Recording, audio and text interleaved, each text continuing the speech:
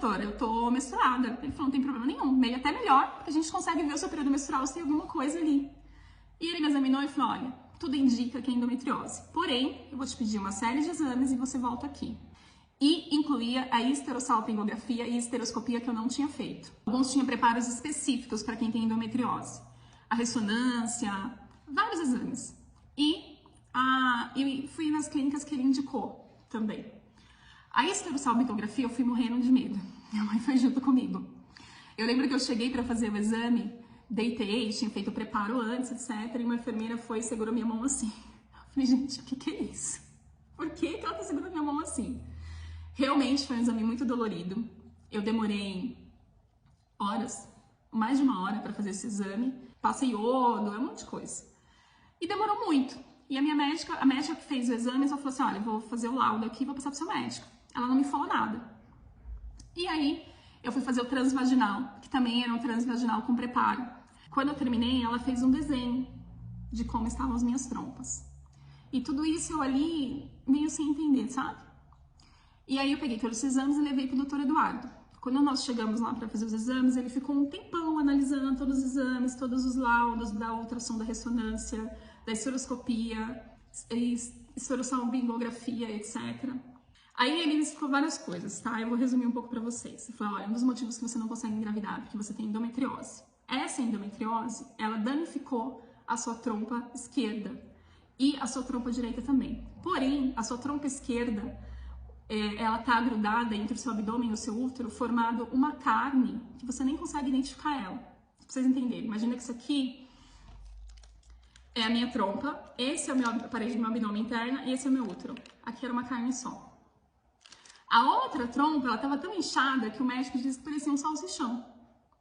Eu tinha focos atrás dos rins, atrás do útero e muitos focos que a gente só foi descobrir ali mais pra frente. Eu tinha um pólipo no útero e eu tinha feito um exame antimuleriano que ele diagnosticou que eu estava em fase de pré-menopausa. E ele falou um monte de coisa a partir desse momento e eu só lembro que ele falou assim, olha, a única forma de você conseguir engravidar é através de fertilização in vitro. E eu recomendo que você faça uma cirurgia para retirar as suas duas trompas, porque tá tão inflamado que se você não cuidar da endometriose agora, você pode perder os seus ovários. Eu saí dali anestesiada. Foi um dos piores dias, assim, pra mim, que eu me lembro. Mas eu não queria absorver o que estava acontecendo, né? A gente saiu, ficava ali na região da Vila Mariana, então a gente foi pegar metrô para ir embora pra casa. E eu lembro que meu marido virou pra mim chorando e falou assim, o que a gente faz agora? Eu falei, vamos comer, eu quero ir no McDonald's, vamos comer. E ele queria conversar sobre o assunto, mas eu não queria conversar, eu não queria, acho que meu psicológico me protegeu, pra mim não viver aquilo naquele momento. Cheguei em casa, dormi, da hora que a gente chegou, era tarde até o dia seguinte, não conversei com meu marido sobre isso e não chorei também. No outro dia, eu lembro que eu tava voltando do trabalho e minha mãe me ligou para saber como tinha sido a consulta. Aí eu falei, mãe, foi isso, isso, isso. Quando eu comecei a falar sobre o assunto, minha ficha começou a cair. Eu desliguei o telefone, eu tava em prantos. E eu chorei 12 horas seguidas. Porque eu entendi que eu não conseguiria viver a maternidade do jeito que eu queria. Eu não conseguiria ter um filho sem fazer uma fertilização sem ser programado. Eu nunca consegui fazer uma surpresa pro meu marido, porque eu não podia ter uma clínica fazer a fertilização in vitro, não contar pra ele, falar, olha que legal, tô grávida. Em 2013 e 2014, eu passei por uma luta muito forte comigo mesma, que era pra ir fazer cirurgia de tirar as trompas. Eu queria que Deus me curasse, que Deus renovasse as minhas trompas, e ele podia fazer tudo isso. Eu creio que ele podia, mas não eram os planos dele naquele momento pra mim. Até que a gente foi fazer, então, a retirada das duas trompas. Cirurgia no final de 2013 e o hospital que o convênio me indicou para fazer é o Hospital Santa Joana, aqui em São Paulo, que é uma maternidade. Fiz a cirurgia, o médico abriu, foi necessário retirar as duas trompas, eu tinha vários focos em vários lugares, ele conseguiu preservar os meus 2 ovários, ou seja, eu estava ali meio no lucro.